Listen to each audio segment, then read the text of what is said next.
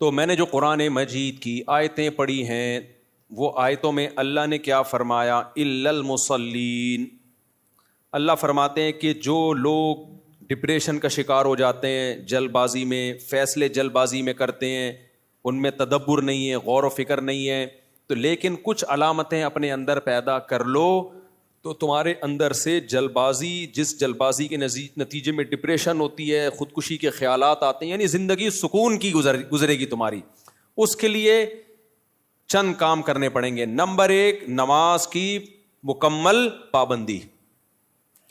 آپ یقین کر لو جتنا ڈپریشن سے نماز بچاتی ہے نا، کوئی چیز نہیں بچاتی۔ اسٹریس اور ڈپریشن کی 20 گولیاں ایک طرف، جس کا نماز میں دل لگ گیا نا، بس اس کی زندگی مزے کی بن جاتی ہے۔ اللہ نے کیا فرمایا کہ الا المصلین الذین هم علی صلاتهم دائمون، یہ لوگ نمازوں میں پابندی کرتے ہیں۔ تو آج سے عزم کرو کسی قیمت پہ بھی نماز انشاءاللہ ضائع نہیں کریں گے۔ اور سب سے زیادہ سکون اللہ نے فجر کی نماز میں رکھا ہے۔ تھوڑی سی ٹینشن ہے بھائی، اٹھا لو، لیکن پڑھ کے جب سلام پھیرو گے نا، آپ کو لگے گا یار آج تو ہٹو بچو ہو گیا ہے۔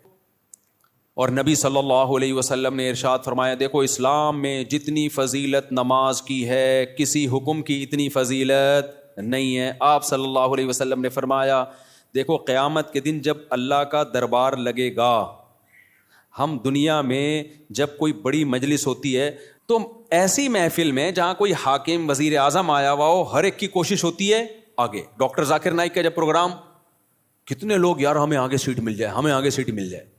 تو یہ تو کچھ بھی نہیں ہے بھائی، اصل تو وہ دربار ہوگا جو اللہ کا لگے گا قیامت کے دن۔ تو اس میں جس کو آگے سیٹ ملے گی نا، حقیقت میں وہ واقعی فخر کرے گا۔ تو نبی صلی اللہ علیہ وسلم نے فرمایا اس دن آگے کا ٹکٹ کس کو ملے گا؟ حدیث کا مفہوم بیان کر رہا ہوں کہ نمازوں میں جو سب سے آگے ہوا کرتے تھے، اگلی صف میں ہوا کرتے تھے، کیونکہ اللہ کا ایک دربار دنیا میں لگتا ہے جس میں اللہ نظر نہیں آتا، ہمیں بس ایمان لائے ہیں بھائی اللہ کا دربار ہے، تو وہ غیب ہے۔ تو اس میں جو آگے آگے ہوگا، تو جب سچی مچی کا دربار لگے گا جس میں اللہ موجود ہوگا، تو نبی صلی اللہ علیہ وسلم نے فرمایا جو صف میں سب سے آگے ہوتے تھے، قیامت کے دن بھی وہ اللہ کے ہاں سب سے آگے ہوں گے، اور جو صفوں میں جتنا پیچھے ہوتے تھے، قیامت کے دن بھی وہ صفوں میں اتنا پیچھے ہوں گے۔ وہ جو اجر ملے گا نا قیامت کے دن، جو پروٹوکول ملے گا اللہ کے دربار میں، وہ لوگ اپنی آنکھوں سے دیکھ لیں نا، وہ قیامت کا منظر اللہ دکھا دیں کہ صف اول والے آج کہاں ہیں۔ تو نبی نے فرمایا محلے والوں میں جھگڑا ہوگا، ہر آدمی کہے گا تیرے باپ کی سیٹ ہے جو آگے پہلے سے بیٹھا ہوا ہے، صحیح ہے نا؟ ہر آدمی جھگڑا کرے گا، ابے تیرے باپ کی جگہ ہے جو میں بیٹھوں گا یہاں پہ، وہ کہے گا میں بیٹھوں گا۔ اتنی لڑائیاں ہوں گی کہ فیصلہ کس سے کیا جائے گا؟ قرعہ ڈالا جائے گا۔ آج تم کہ ہمیں اپنی آنکھوں سے دیکھ نہیں رہے، لہذا ایسے پوستیوں کی طرح رڑتے آتے ہیں، وہ بالکل پیچھے بیٹھے، آگے جگہ بھی ہوتی ہے تو کوشش کرتے ہیں پیچھے ہی کھڑے رہیں، کیونکہ تاکہ نکلنے میں آسانی ہو، سلام امام پھیرے اور فوراً بھاگ سکیں ہم۔ تو وجہ اس کی ہے کہ بھائی اللہ فرماتے ہیں فَلَا تَعْلَمُ نَفْسٌ مَّا أُخْفِيَ لَهُم مِّن قُرَّةِ أَعْيُن، کسی نفس کو خبر نہیں ہے ہم نے اپنے نیک بندوں کے لیے آنکھوں کی ٹھنڈک کا کیسا سامان چھپا کے رکھا ہے۔ تو جو نیک بندوں کے لیے آنکھوں کی ٹھنڈک کا اللہ نے سامان چھپایا ہے، اللہ وہ اگر دکھا دے تو میرے بھائی پھر ہمیں ان تقریروں کی ضرورت نہیں رہے گی۔ ہم میں سے ہر شخص کوشش کرے گا نماز میں پہلے سے آئے۔ اچھا، جن کو پہلے آنے کی عادت ہوتی ہے نا، ان کو پھر سکون ہی نہیں ملتا بعد میں آنے سے، تو صف اول کی عادت ڈال دو۔ رمضان میں ہم دیکھتے ہیں جن کو تراویح میں صف اول میں تراویح پڑھنے کی عادت ہے نا، 15 منٹ پہلے آئیں گے، اپنا رومال بچھایا بیٹھ گئے وہاں۔ کیوں کہتے ہیں یار مزہ ہی نہیں ہے پیچھے کھڑے ہو کے نماز پڑھنے کا، اور یہ لوگ زیادہ سکون سے نماز پڑھ لیتے ہیں۔ اور جو کنفیوز ہوتے ہیں آج پڑھنی ہے کہ نہیں پڑھنی، تو وہ آئے گا پہلے بیٹھے گا، پیچھے وضو میں بیٹھا رہے گا، نلکا کھول کے ہاتھ صاف کرتا رہے گا ایسے، پھر کوئی باتیں کرے گا، پھر پیچھے ٹیک لگا کے بیٹھ جائے گا، چلو 2-4 رکعتیں نکل جائیں کیا ہیں، پھر ایک آدھ رکعت میں رکوع میں جب امام جائے گا تو شامل ہو جائے گا۔ تو اس سے آپ کا دل ہی نہیں لگے گا نماز میں۔ تو کام وہی اچھا ہوتا ہے جو پابندی کے ساتھ اور مکمل فوکس بنا کے کیا جاتا ہے۔ صحابہ کرام جب نماز پڑھا کرتے تھے کتنے خشوع و خضوع سے پڑھا کرتے تھے، تبھی نمازوں میں ان کو مزہ آتا تھا۔ ہم نماز پڑھ رہے ہوتے ہیں، مسجد کی طرف آ رہے ہوتے ہیں ایسے جیسے قبر سے مردے کو اکھاڑا جا رہا ہے، بستر سے ایسے اٹھتے ہیں، مسجد میں ایسے آتے ہیں جیسے پولیس جیل کی طرف لے کے جا رہی ہے، پھر وہاں بیٹھے ہوتے ہیں بار بار، کبھی یوں کر کے دیکھ رہے ہیں، کبھی پیچھے مڑ مڑ کے امام کو دیکھ رہے ہیں کہ آ کیوں نہیں رہا۔ بھائی تمیز سے منہ نیچے کرے بیٹھ جاؤ، 30 سیکنڈ لیٹ ہو جائے گی نا نماز زیادہ سے زیادہ, پھر سلام کے بعد فوراً ایک دم نا ایسے جیسے توے پہ بٹھایا ہوا ہے, ہلنا شروع ہو جائے گا کہ اٹھوں کیسے میں یہاں سے. سکون سے نبی صلی اللہ علیہ وسلم نے فرمایا جتنی دیر انسان نماز کے انتظار میں ہوتا ہے اللہ کی ہاں اتنی دیر نماز ہی کی حالت میں ہوتا ہے, وہ اس کو نماز کا ثواب ملتا رہتا ہے, اس کو نماز کا ثواب ملتا رہتا ہے. اور جتنی دور سے چل کے آئے گا, آپ صلی اللہ علیہ وسلم نے فرمایا ہر قدم پہ اللہ ایک نیکی دیں گے اور ایک گناہ اس کا معاف کریں گے. تو کتنے فضائل ہیں میرے بھائی نماز پڑھنے کے. نبی صلی اللہ علیہ وسلم نے فرمایا, کیا پیاری حدیث ہے یار, اس سے تو بڑا مزہ آتا ہے. نبی نے فرمایا کہ میری امت قیامت کے دن اپنی چہروں کی سفیدی سے پہچانی جائے گی, کیونکہ اتنا وضو کیا ہوگا نا اس نے زندگی میں. اب جو 15 سال کی عمر سے نماز پڑھ رہا ہے, 15 دفعہ روزانہ دن میں منہ دھوتا ہے کہ نہیں دھوتا, اور یہ وہ منہ کا واش کرنا نہیں ہے جو گورے واش کرتے ہیں, یہ عبادت کے طور پہ منہ کا دھونا ہے. یہ جو ہم چہرہ دھوتے ہیں دن میں 15 دفعہ, بازو دھوتے ہیں دن میں 15 دفعہ, پاؤں دھوتے ہیں دن میں 15 دفعہ, 3 دفعہ دھویا جاتا ہے نا.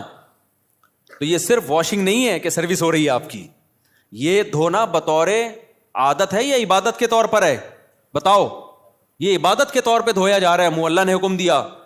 تو آپ سوچو جس نے 40 سال 50 سال اللہ کے حکم پہ دن میں 15 دفعہ منہ دھویا ہوگا, تو کیا اس کے چہرے پہ کوئی ایسی علامت نہیں ہوگی جس سے پتا چل جائے کہ اس کا چہرہ دوسرے چہروں سے بہت پاکیزہ ہے؟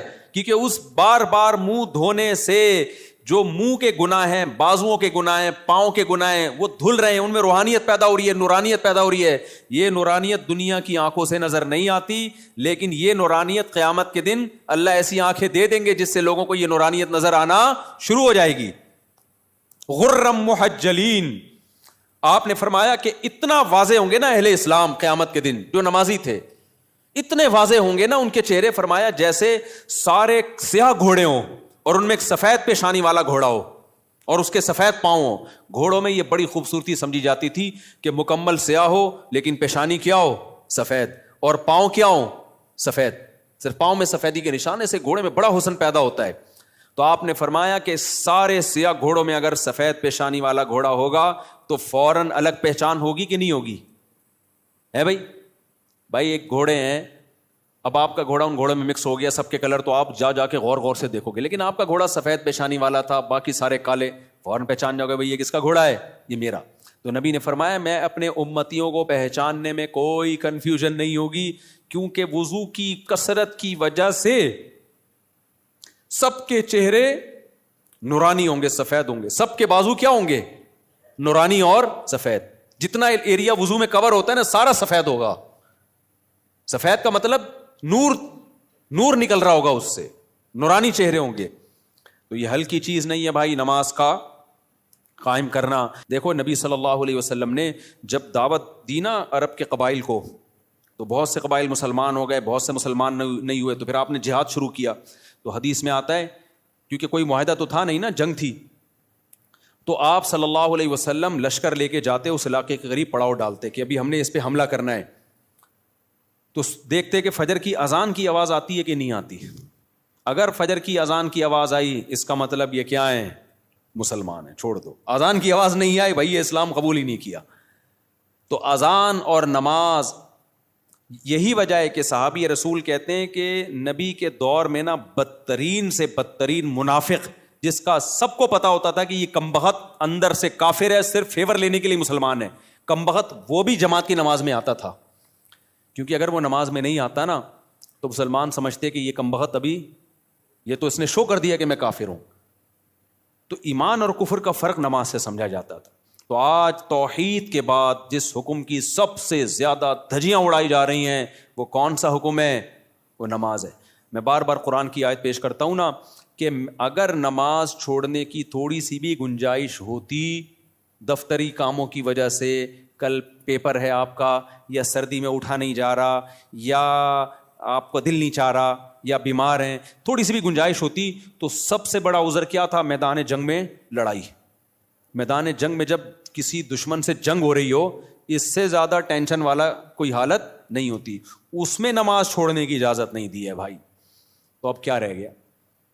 پہلے سے پلاننگ کرو, فجر پڑھنی ہے تو رات کو جلدی سونا پڑے گا.